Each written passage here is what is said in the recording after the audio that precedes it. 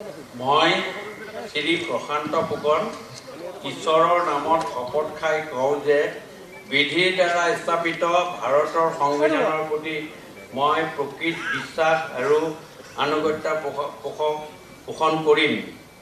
মই ভাৰতৰ সাৰ্বভৌমত্ব আৰু অখণ্ডতা ৰক্ষা কৰিম।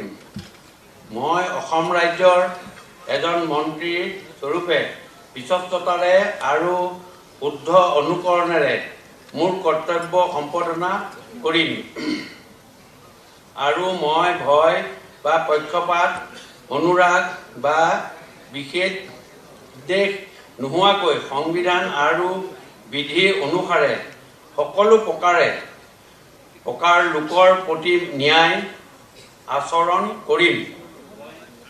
মই শ্ৰী প্ৰশান্ত ফুকন ঈশ্বৰৰ নামত শপত খাই কওঁ যে মই অসমৰ ৰাজ্যমন্ত্ৰী স্বৰূপে মোৰ কৰ্তব্য যথাযথ সম্পাদনত আৱশ্যক হোৱাৰ বাহিৰে মই